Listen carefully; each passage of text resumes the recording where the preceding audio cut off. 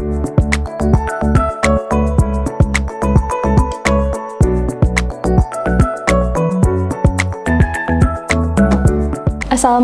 warahmatullahi wabarakatuh.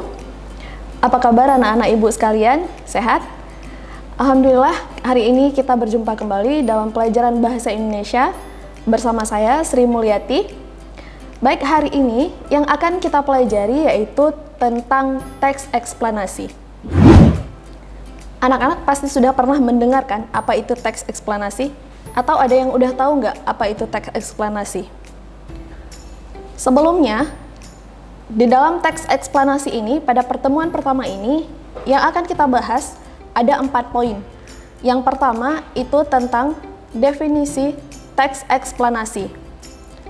Yang kedua, adanya tujuan teks eksplanasi itu sendiri. Dan yang ketiga, struktur teks eksplanasi. Serta yang keempat adalah ciri-ciri teks eksplanasi. Pada bagian definisi teks eksplanasi, kita akan membahas tentang pengertian dan hal umum terkait teks eksplanasi itu sendiri. Kemudian pada poin tujuan teks eksplanasi, kita akan membahas tentang manfaat penulisan teks eksplanasi. Pada bagian struktur teks eksplanasi, yang akan kita bahas di situ adalah sistematika penulisan teks eksplanasi.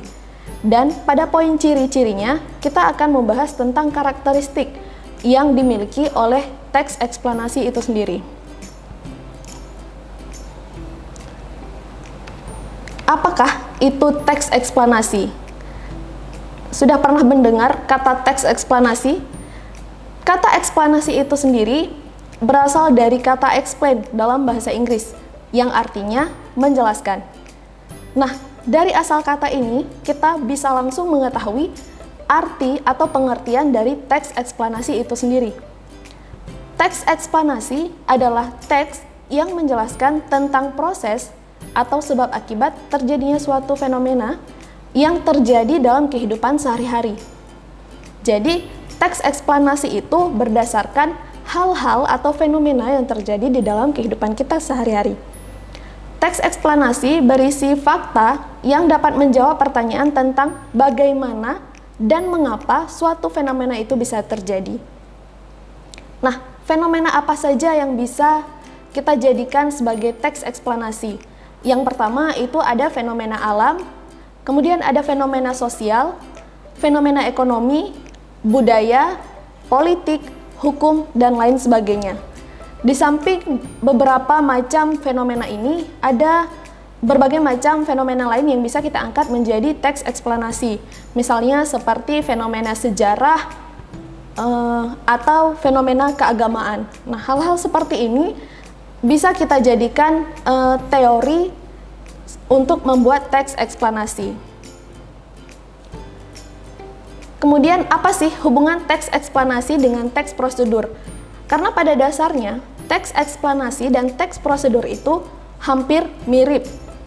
Tetapi pada teks eksplanasi itu menjelaskan proses terjadinya sesuatu, sedangkan pada teks prosedur menjelaskan proses melakukan sesuatu itu. Jadi pada teks eksplanasi itu, teksnya bersifat alami atau yang dimuat ke dalam teks eksplanasi itu adalah fenomena atau kejadian-kejadian yang alami di dalam kehidupan keseharian kita.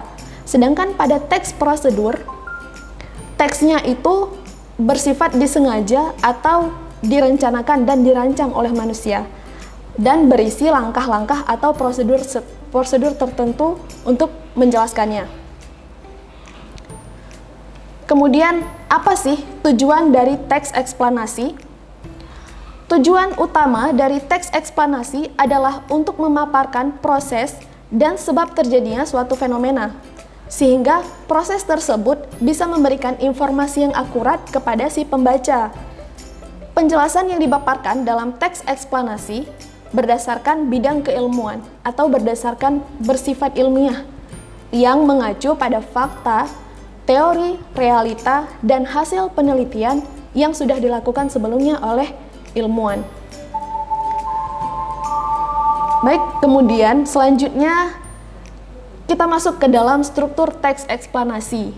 Apa aja sih struktur teks eksplanasi ini atau bagaimana bentuk dari teks eksplanasi itu sendiri? Nah, di bagian struktur ini, yang pertama itu adanya pernyataan umum. Di bagian ini menjelaskan mengenai latar belakang dan tinjauan umum topik yang dapat berupa definisi, klasifikasi, sejarah, atau asal-usul fenomena itu terjadi. Nah, di bagian dalam teks ini berupa gambaran secara umum tentang apa, mengapa, dan bagaimana proses tersebut bisa terjadi. Sudah paham? Kemudian yang kedua, pada bagian struktur teks eksplanasi itu adanya deretan penjelas. Apa itu deretan penjelas? Nah, pada bagian deretan penjelas ini berisi perincian proses atau sebab terjadinya suatu fenomena yang juga mencakup akibat dan dampak yang ditimbulkan oleh fenomena tersebut. Kemudian, struktur yang ketiga adanya interpretasi. Apa sih interpretasi itu? Interpretasi adalah penafsiran si penulis. Nah, berarti pada bagian interpretasi ini, si penulis memberikan penafsiran mengenai topik tertentu dengan perspektif yang lebih luas dan menyeluruh, serta menjelaskan korelasinya antara peristiwa tersebut. Nah, kemudian pada struktur yang terakhir itu adanya kesimpulan. Nah, pada bagian kesimpulan ini, si penulis menulis tanggapannya dalam menyikapi fenomena tersebut yang berupa pernyataan reflektif yang bersifat umum. Kemudian yang keempat, kita akan bahas tentang ciri-ciri teks eksplanasi atau karakteristik teks eksplanasi itu sendiri. Yang pertama itu bersifat ilmiah. Apa sih yang dimaksud dengan bersifat ilmiah? Nah, fenomena yang dijelaskan di dalam teks eksplanasi ini berdasarkan konteks ilmiah, yaitu berupa fakta, realita, teori, dan merupakan hasil dari penelitian. Penjelasan tersebut bisa berupa sejarah, klasifikasi, atau definisi dari fenomena tersebut. Kemudian yang kedua, bersifat logis. Apa yang dimaksud dengan logis? Logis itu berarti masuk akal. Jadi karangan teks eksplanasi itu bukanlah karangan yang dibuat-buat oleh si penulis itu sendiri, tetapi harus berdasarkan teori dan masuk akal atau istilahnya logis.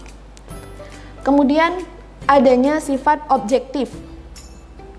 Nah, penjelasan dalam teks dapat disertai dengan argumen yang bersifat objektif yang didukung oleh teori yang relevan.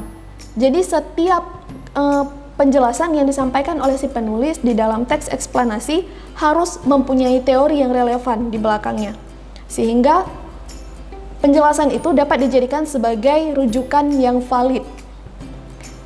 Kemudian setelah objektif adanya ciri pertanyaan. Nah, di dalam teks eksplanasi ini kita harus membahas dan menjawab pertanyaan kenapa, mengapa, dan bagaimana peristiwa atau fenomena itu terjadi.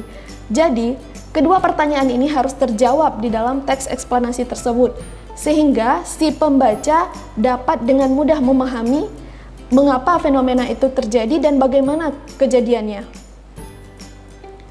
Kemudian yang kelima itu ciri dari teks eksplanasi, yaitu bukan teks eksposisi.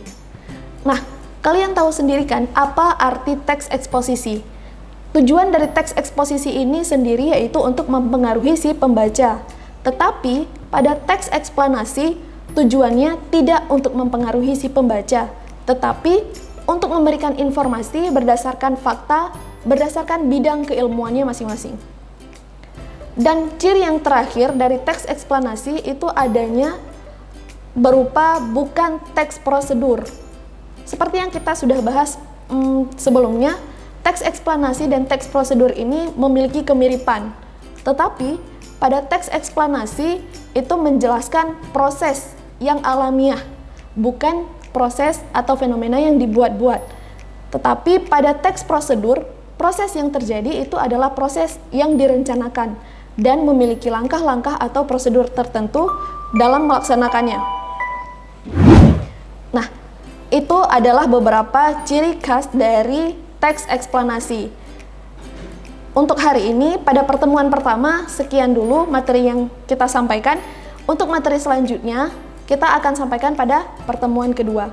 Terima kasih atas partisipasinya. Assalamualaikum warahmatullahi wabarakatuh.